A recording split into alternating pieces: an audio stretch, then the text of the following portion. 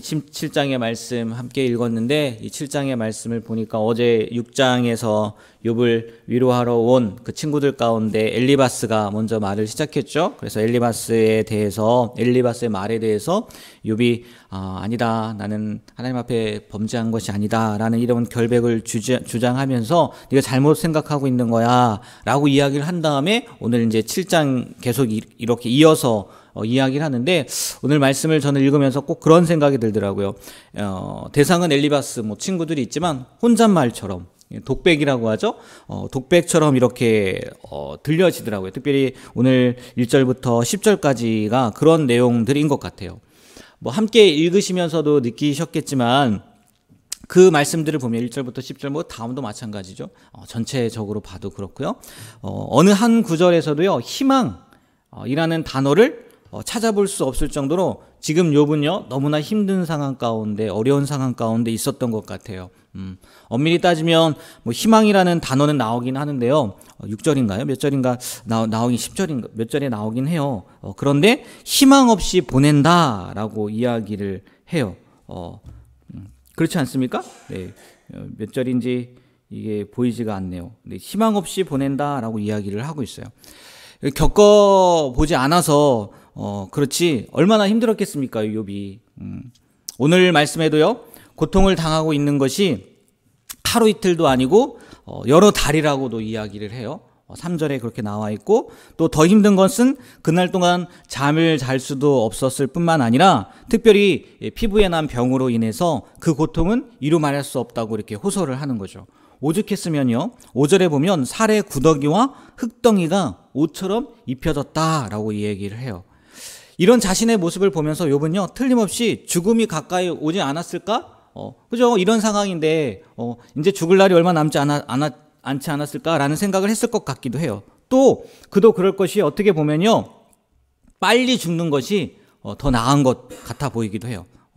그렇잖아요? 이렇게 고통받을 바에 차라리 죽는 게 더 낫잖아요. 그래서 빨리 죽여달라고 그런 표현도 하고 있지 않습니까?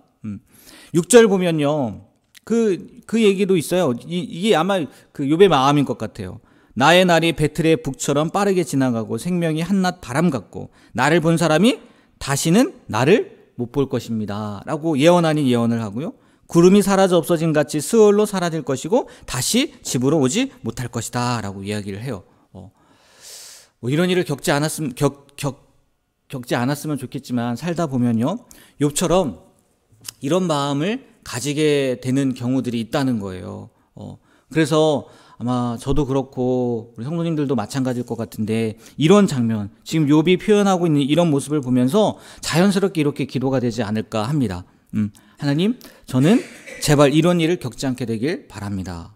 절대 안 됩니다 라고 기도할 것 같아요. 아멘이죠. 저도 마찬가지예요. 이런 일이 우리의 삶 가운데 일어나면 얼마나 힘들겠어요. 우리뿐만이 아니죠. 우리 가족들 가운데에도, 내가 아는 사람들 가운데에도, 우리 성도님들 가운데에도 이런 고통이요, 이런 고통스러운 일이 없기를 저는 정말 간절히 소망합니다. 어느 누가 이런 고통을 바라겠어요? 어느 누가 이런 고통을 겪는 것을 좋아하겠어요? 아무리 하나님이 욥을 신뢰해서 이렇게 고난을 주셨다 할지라도 그 고통을 싫어하는 사람이 누가 있겠냐는 거예요. 근데요, 또 한편으로요, 이런 생각을 하면 안 될 것 같더라고요. 무슨 생각이냐? 이 말씀을 보면서, 이 욥을 보면서, 하나님, 저는 욥처럼 고통받지 않아서, 욥과 같은 문제가 있지 않아서 감사합니다 라고 해도 안 될 것 같다는 생각이 들더라고요. 무슨 얘기냐? 우리가 흔히 이런 생각들 많이 하잖아요. 하나님, 저는 어떤 사람처럼 장애를 갖고 있지 않아서 감사합니다. 장애를 갖고 태어나지 않아서 감사합니다 라고 이야기하기도 하고, 또 저 같은 경우도 자녀들한테 가끔 그런 얘기를 하거든요. 야, 네가 여기에 태어난 게 얼마나 감사한 건지 아냐? 네가 아프리카에 태어났어 봐. 지금쯤 굶어서 어쩔 줄 몰라 하고 있지 않겠냐? 한국에 태어난 것도 감사하고, 엄마 아빠 딸 아들로 태어난 것도 감사해야 해. 물론 저도 여기에 태어나고 또 좋은 부모님들 밑에서 또 좋은 아내 그리고 건강한 자녀들과 함께 살 수 있어서 감사해요. 그런데 만약 제가 조금 전에 이야기한 것처럼 이렇게 상대적인 기준을 제시하면서 감사를 한다면요, 바꿔 말하면요, 상대적으로 다른 사람보다 낫지 못하면 감사할 수 없다 라는 이야기도 될 수 있잖아요. 감사라는 것이요, 상대평가로 오는 게 아닌 것 같아요.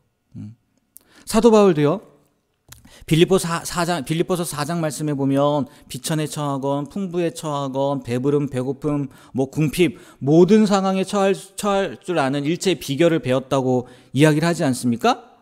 근데 그 이유가 누구 때문이라는 거예요? 네?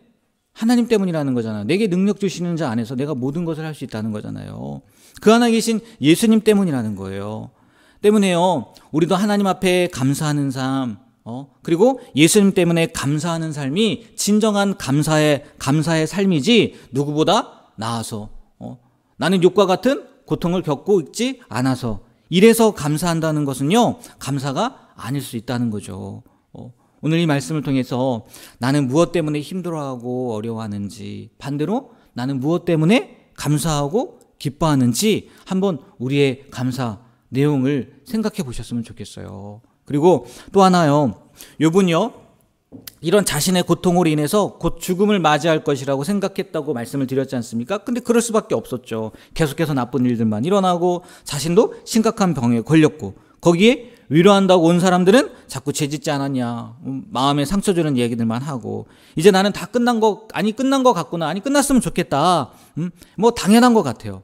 그래서요, 11절부터는요, 이제 하나님께 뭐라고 호소하냐면요, 너무 아프다고, 너무 괴롭다고, 왜 아직도 살려두시냐고, 딱 보니까 내가 봐도 살 날이 얼마 남지 않았는데 빨리 좀 데려가 주시면 안 되겠냐고 그렇게 기도하는 거거든요. 그리고요, 15절 16절 말씀 한번 보세요. 15절 16절 다 같이 한번 읽어볼까요?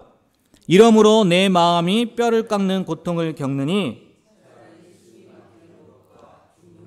택하리이다. 내가 생명을 싫어하고 영원히 살기를 원하지 아니하오니 나를 도우소서. 내 날은 헛것이시니이다. 정말 죽고 싶다는 얘기예요. 근데 죽진 자기 스스로 생명을 끊을 수는 없고 하나님한테 뭐라고 해요? 나를 놓아달라고 하는 거예요. 어제도 그런 말씀을 드렸죠. 욥이 그런 고통 가운데 있었지만 그 내용들을 보면 삶의 주관자는, 생명의 주관자는 하나님이심을 인정한 부분이 있다라고 말씀을 드렸잖아요. 오늘도 그런 것 같아요. 오늘도 보면요, 욥은요, 아무리 힘들고 고통스럽다 할지라도 생명의 주관자는 하나님이심을 잊지 않았어요. 그러니까 죽고 싶지만 하나님, 내가 죽을 수 없어요, 하나님이 좀 데려가 주셨으면 좋겠어요 라고 기도하는 거 아니겠어요? 말이야 쉽지요.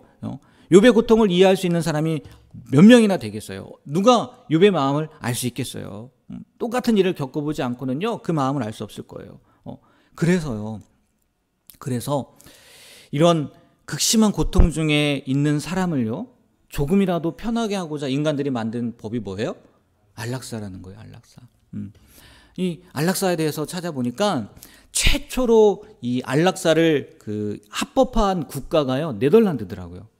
2002년도에 합법화했다고 하더라고요. 그 뒤로 뭐 벨기에, 룩셈부르크, 또 스위스, 콜롬비아, 캐나다도 안락사를 허용하는 국가가 되었고요.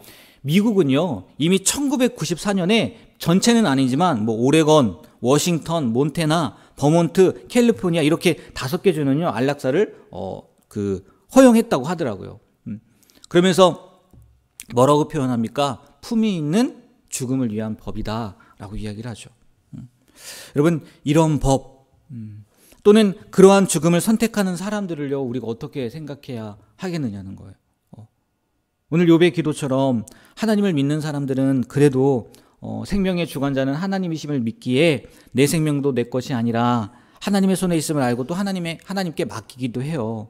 그런데 만약 정말 이 안락사를 선택한 사람들이 하나님을 믿는 사람들이라면, 생명의 주관자는 하나님이시라는 것을 고백하는 사람들임에도 불구하고 그것을 선택한다면, 그들은 하나님께서 주신 생명을 자신이 주관자가 되어 버려서 죽음을 그냥 스스로 선택했으니까 지옥에 갔을까요?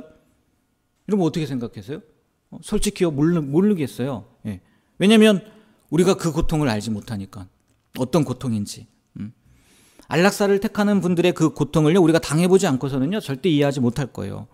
아무리 이해하려고 노력한다고 애쓴다 할지라도요.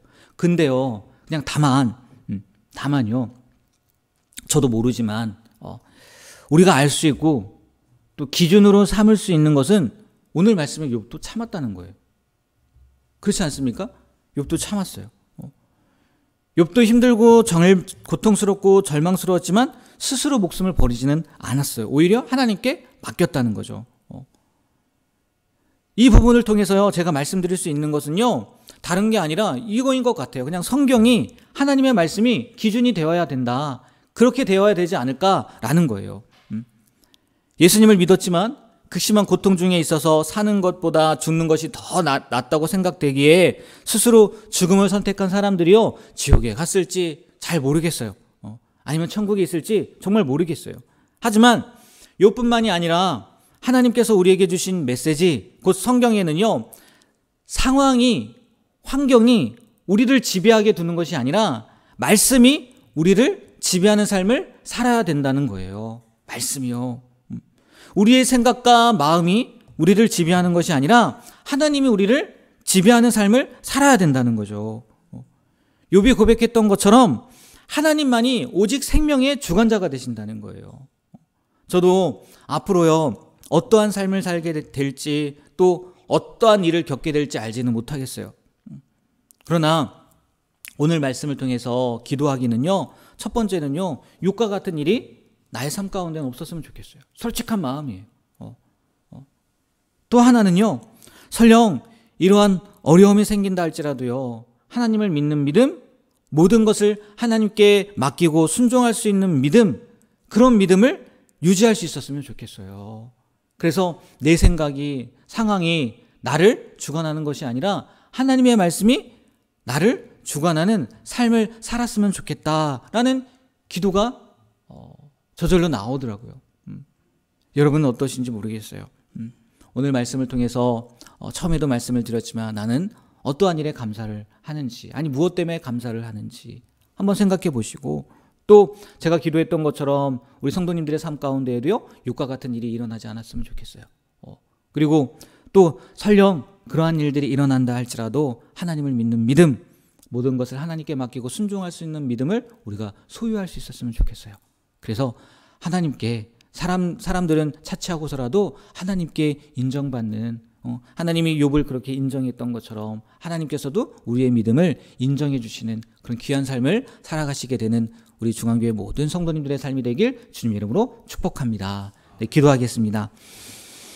하나님, 욥의 고통 우리는 알 수 없습니다.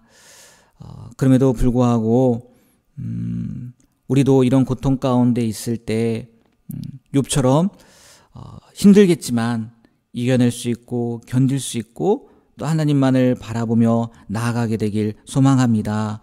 또 우리의 감사의 조건이 누구보다 나아서 또 누구와 달라서 감사하는 것이 아니라 하나님 때문에 오직 그 이유만으로도 감사할 수 있는 우리가 되게 하여 주시옵소서. 우리의 삶 가운데 욥과 같은 일들이 일어나지 않게 되길 간절히 소망합니다. 그럼에도 불구하고 행여나 그러한 일들이 일어났을 때 오늘 말씀처럼 하나님을 의지하고 하나님 앞에 맡기고 우리의 생각이 아니라, 환경이 우리를 지배하는 것이 아니라 하나님의 말씀이 우리를 다스리고 지배하는 삶을 살아가는 우리가 되게 하여 주시옵소서. 예수님의 이름으로 기도합니다. 아멘.